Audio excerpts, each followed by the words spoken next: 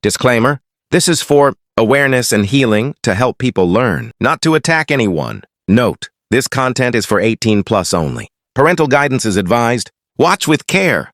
Pagkain gamitin para abusuhin si Mr. sa isang Mrs. na narcissist. Panoorin mo na ngayon na! At sabay nating aalamin dito lang sa Yako NPD Series AI Mode version. Sa psychology, ginagamit ng isang taong may Narcissistic Personality Disorder, NPD, tulad ng isang asawang babae, Mrs., bilang isang kasangkapan sa psikolohikal na pang-aabuso, psychological abuse, at kontrol sa kanyang Mr. Hindi ito tungkol sa nutrisyon, kundi sa kapangyarihan at manipulasyon. Narito kung paano ito ginagawa. 1. Pagkontrol at dominasyon. Pagdidikta ng kakainin. Kinokontrol ng Mrs. kung ano, kailan, at gaano karami ang pwedeng kainin ni Mr. Pagbawi ng pagkain.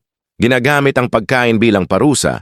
Halimbawa, hindi pagluluto o pagtatago ng pagkain kapag galit. Psikolohikal na epekto. Pinaparamdam nito kay Mr. na wala siyang kalayaan kahit sa pinakapangunahing pangangailangan na 3 beses o hanggang 5 beses araw-araw sa pagkain para sa katawan ng tao. 2. Love bombing at devaluation. Gantimpala at parusa. Nagluluto ang Mrs. ng marangya o ang pinakapaboritong pagkain ni Mr. kapag gusto niyang magpa-impress o bumawi. Love bombing. Biglang pagbago. Bigla itong mapapalitan ng sunog, hindi masarap, o kawalan ng pagkain kapag pumasok na sa face ng pagpapababa ng tingin. Devaluation.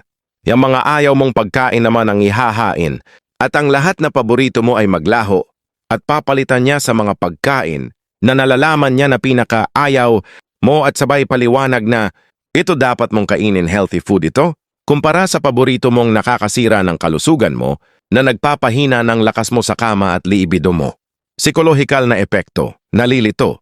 Si Mr. at palaging naglalakad sa ibabaw ng itlog, walking on eggshells, na unting-unti pumapayat, nang hihina ang katawan gawa ng hindi nabubusog, at lagi kulang sa nutrition sa kanyang katawan.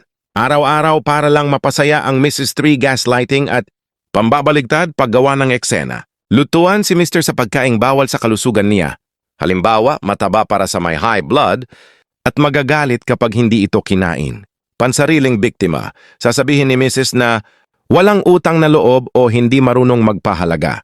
Si Mr. matapos nitong mapagod sa pagluluto.